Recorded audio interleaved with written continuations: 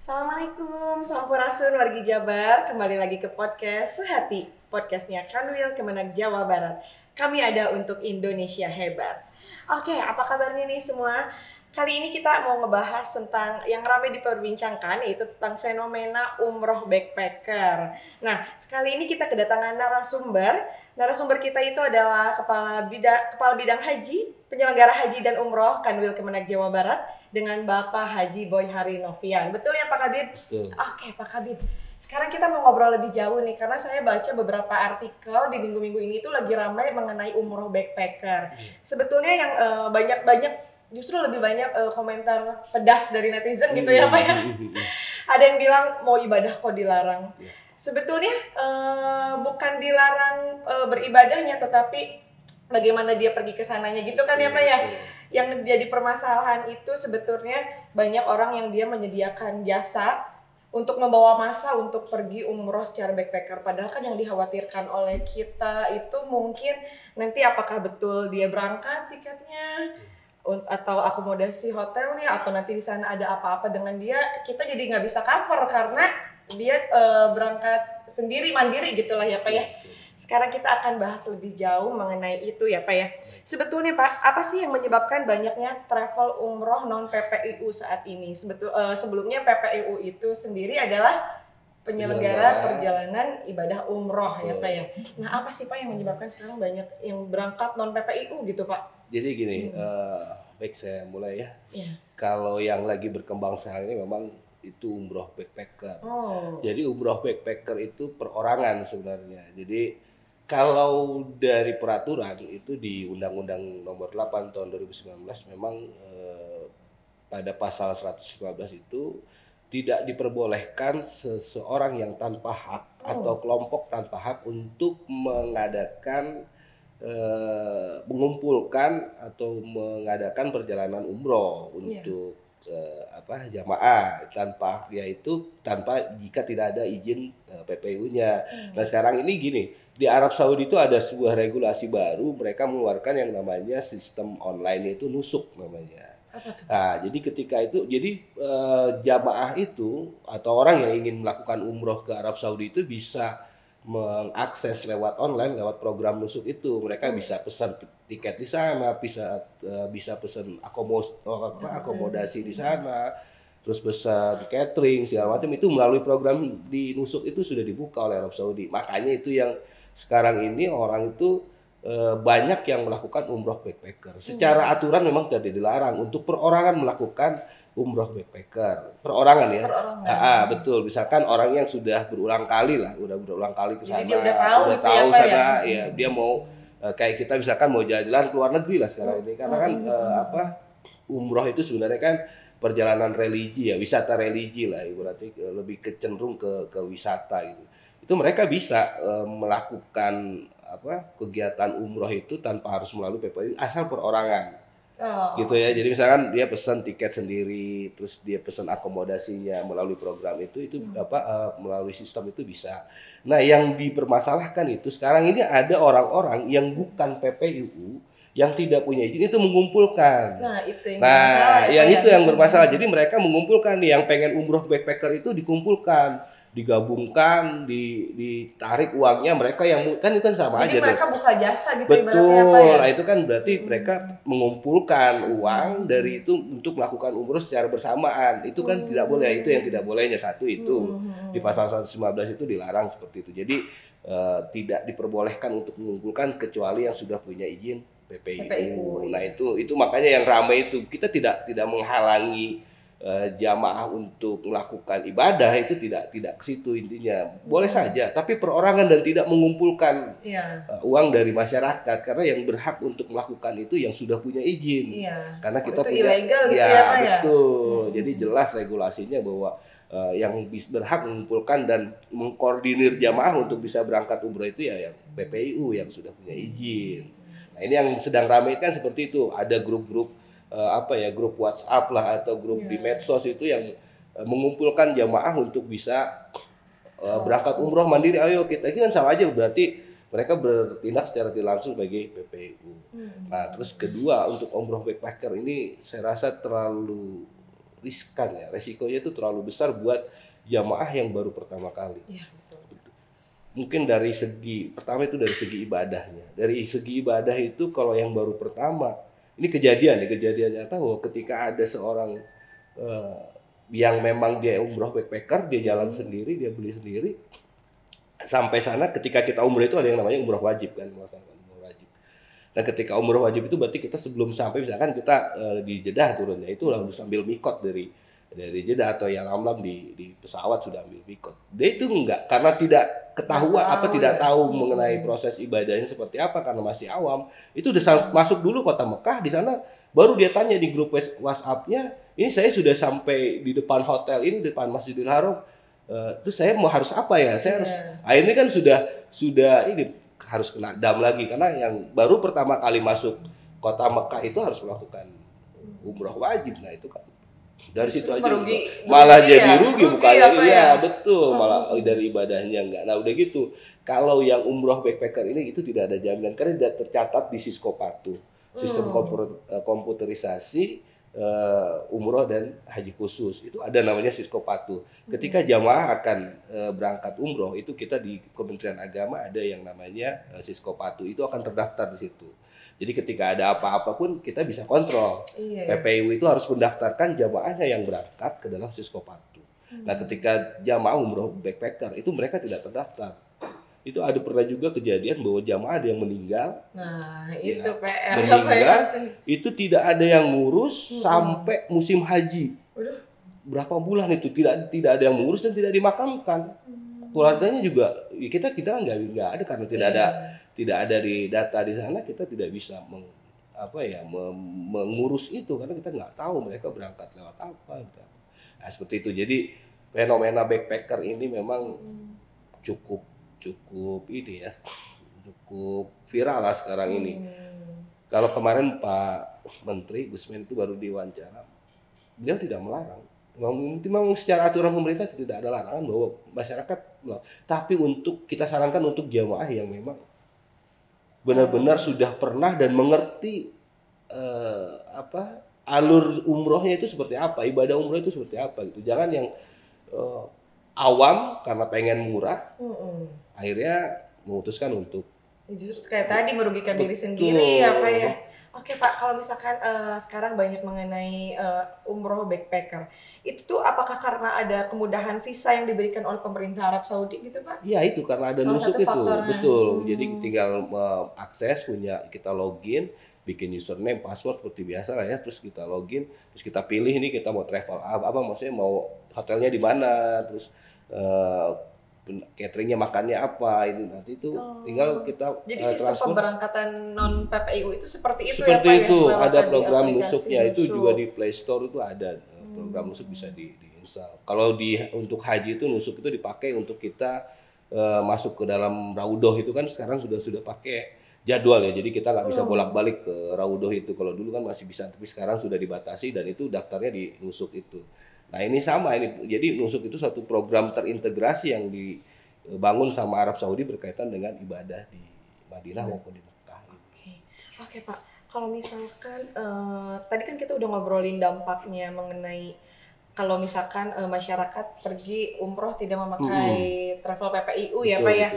Kalau misalkan biaya minimal travel travel PPIU itu untuk umroh itu sendiri berapa jadi sih Pak? Gini, kalau di peraturan mengenai minimal biaya yang ditetapkan oleh pemerintah itu saat ini itu 20 juta. Jadi 20 juta itu yang harus disetorkan oleh PPIU ke Siskopatu. Ketika jamaahnya itu akan berangkat umroh, itu ada jaminan sebesar 20 juta, minimal 20 juta harus diserahkan.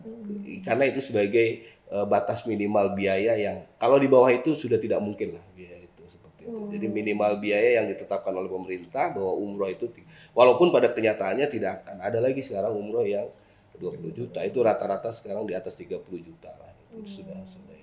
Dan ini ya, jadi kalau kita kalkulasikan sebenarnya umroh backpacker itu tidak lebih murah dibandingkan umroh yang melalui PPIU. Oh gitu Pak. Iya. Jadi gini, kan kalau yang sekarang berkembang di masyarakat bahwa umroh backpacker ini biayanya lebih murah dibandingkan travel ya. Jadi mereka lebih kita tergiur gitu ya ya Pak ya. betul. Nah, cuman gini kita lihat secara dari segi kenapa umroh backpacker itu bisa murah. Satu, kalau dari harga tiket itu pasti lebih mahal dibandingkan travel. Kenapa harga tiket? Karena kita beli personal. Kalau travel itu biasanya mereka beli secara bulk ya, jadi banyak sekaligus sudah. Dan mereka biasanya belinya itu di blok itu sudah berapa bulan sebelumnya, 6 bulan atau 8 bulan mereka sudah blok itu dengan harga yang lebih murah dibandingkan ketika kita mau berangkat pas waktu ini kan ya.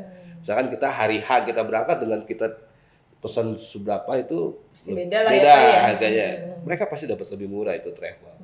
Udah gitu, satu itu dari harga tiket ya, itu udah lebih mahal. Kedua, terus untuk harga hotel misalnya. Hotelnya itu kalau yang travel itu dipastikan bintang 4 atau bintang 5 yang memang sekitarannya di ring 1 di Madinah atau di Mekah. Itu deket lah jaraknya. Memudahkan untuk ibadah juga betul, justru ya Pak ya. harganya memang lebih mahal. Tapi kalau yang backpacker, dia perorangan, kalau mau ngambil hotel yang dekat dengan Masjid Nabawi atau di Mekah itu tidak akan bisa harga di Masjidil Haram itu harganya tidak akan bisa semurah kalau lewat PPU. Karena PPU itu mereka sudah langganan, mau ada partner gitu ya, sudah Pak ya? partneran, harganya ada diskon segala macam. Tapi kalau perorangan misalkan cuma suami istri lah berdua. Itu kan kamar itu rata-rata kalau travel itu biasanya berempat.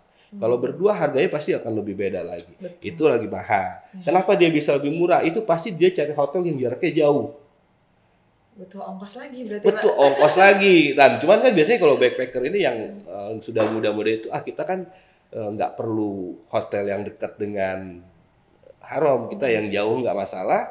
Yang penting kita cuma lebih banyaknya di masjidnya saja untuk beribadah lah, kebanyakan. Nah itu biasanya kesana sih ininya ya. Jadi balik ke hotel yang jauh itu hanya sekedar untuk mengganti baju, nyalin, mandi, mungkin terus nanti balik lagi ke.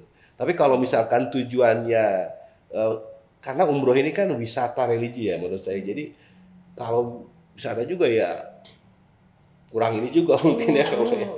Ya itulah. Jadi kenapa dia bisa murah? Karena dia harus ngambilnya hotelnya jauh jadi lebih murah. Terus kalau misalkan dia mau umroh, misalkan dalam itu mau melakukan umroh sunnah berkali-kali, itu tetap harus keluar kota Mekah, ngambil lagi mikot lagi, misalkan ke Tanim udah biaya taksinya berapa, bolak-baliknya berapa. Tapi kalau misalkan ikut PPU itu biasanya satu bis. Nah itu biayanya kan pasti lebih murah lagi. Jadi hitung-hitungannya belum tentu umroh backpacker itu lebih murah dibandingkan travel. Dan resikonya lebih besar. Jadi kalau saya bilang kalau memang yang sudah terbiasa bolak-balik ke sana, silakan coba deh. Mungkin harganya tidak akan jauh beda, tapi kenyamanannya akan jauh berbeda. Iya betul Pak. Oke Pak, kalau mengenai fenomena backpacker ini nih Pak ya, nih gimana sih masyarakat harus menyikapi tawaran umroh backpacker gitu Pak? Antara backpacker dengan yang PPIU tadi Pak. Ya.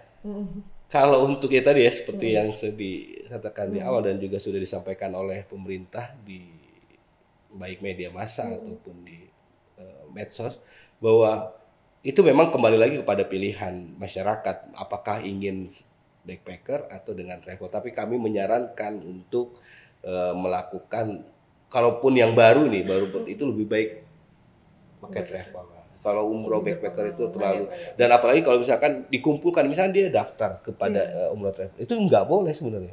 Karena kan berarti ada yang mengumpulkan uang, ada yang mengkoordinir. Sedangkan yang berkoordinir itu dilarang menurut undang-undang. Karena tidak punya izin pastinya kan.